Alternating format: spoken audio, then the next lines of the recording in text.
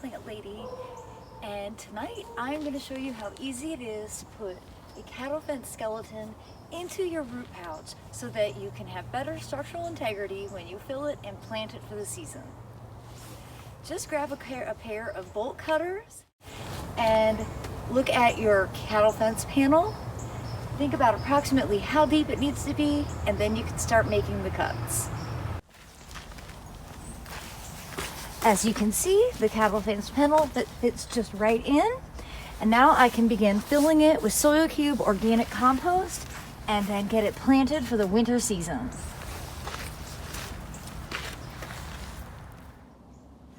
Before I get busy filling this up with Soil Cube organic compost, I'm going to fix the platform. This spring when I set these up, I vastly underestimated how wide they would be, and I didn't get enough of these concrete blocks. So today I managed to get in and out of Home Depot.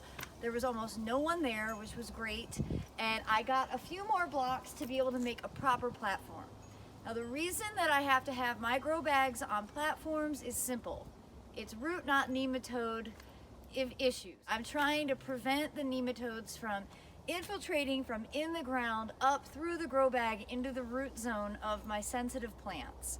Remember, in the summer, I primarily grow heirloom tomatoes in these, and they are the first plants to die from nematode infestations. So when I just pulled this off, I was thinking, oh wow, I should put those bricks closer together. But look at all the life that's under here. There's snails, and there are frogs. So I'm not going to squish those. I'm going to keep them apart, but I am going to add some blocks behind here and to both sides just to make sure that the entire thing is on a platform. And yes, Ava Grace and Sophia are the best garden helpers of all time.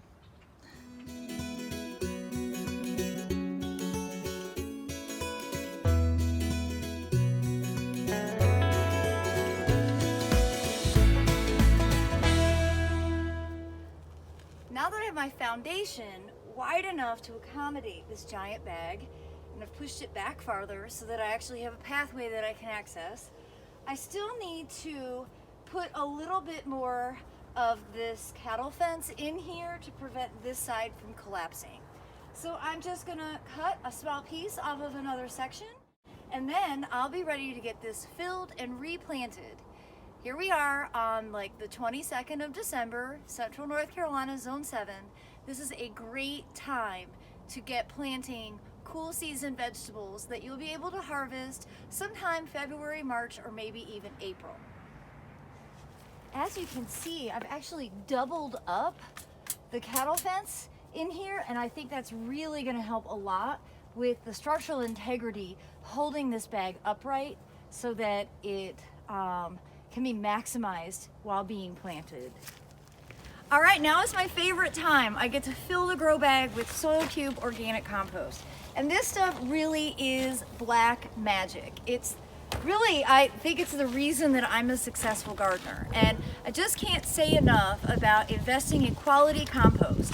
So for those of you who live outside of the Southeast, Soil Cube is looking into logical strategies for expanding their market, so stay tuned.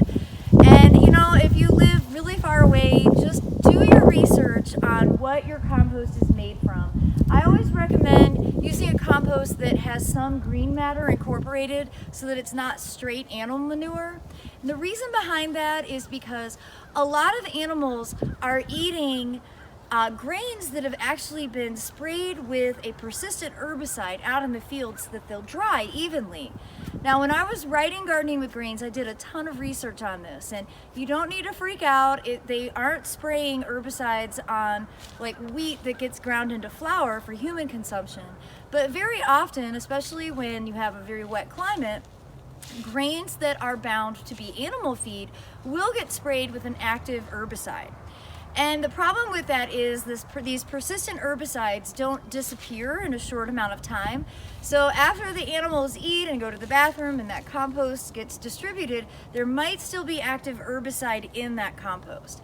So the recommendation is to just buy a small amount, Put in some bean seeds, and if they germinate looking like they've been sprayed with Roundup or some other herbicide, that's the sign that you have killer compost.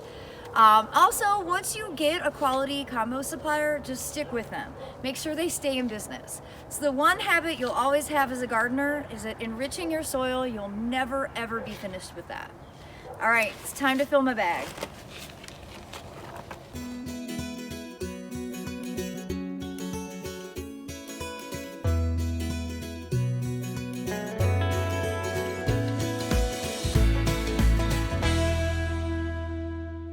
Okay, I'm gonna call this full enough because my plan is to transplant a bunch of containers of things that I already have growing.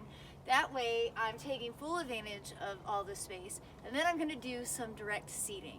But first I'm gonna transplant some broccoli plants, and I'm just trying to clean up how many small containers I have laying around for the winter, because I don't want to have to come out and water so many pots when it's cold, and you know, hoses are difficult to drag because it gets cold and they get stiff. All right, you can see I have this bag already really well filled with existing plants that I've just consolidated from a bunch of smaller fabric bags. But I have room along the back to plant sweet peas that will ramble along this cattle fence, and some early purple Vienna kohlrabi. And I just love kohlrabi so much. It's a great cool season annual. And I love that Baker Creek included this as a free seed pack from a recent order. I just appreciate that so much. It's so thoughtful. So I'm gonna sow probably 12 seeds in here now. Typically these do a little better in the warmer weather, but we literally never know what the coming months will be like. Some years we're like 70 degrees the month of January. So there's really no risk at sowing this, and if we get really cold and it dies, it's okay. It was a free seed pack. So thanks, Baker Creek. So I just shot a video on planting sweet pea seeds. These I soaked already and dried, and now they're ready to be planted. And I'm literally just sort of thumbing them in. I usually do 2 per hole.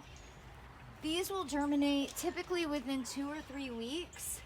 And they really don't grow very fast through the winter, but they will explode with growth and then flowers, usually the end of April into May. If we're mild, maybe even into early June. So I'm just gonna do those right along the back. And now the kohlrabi, I'm basically just poking some holes with my finger, and I'm essentially gonna just dibble the seeds in. These are great seed packs because they reseal, so you don't have to sow all of them at once. And here, just slow and careful, because you really only want 1 or 2 seeds to fall into each hole. Kohlrabi is related to, you know, kale and broccoli and cabbage. It's in the Brassicaceae family.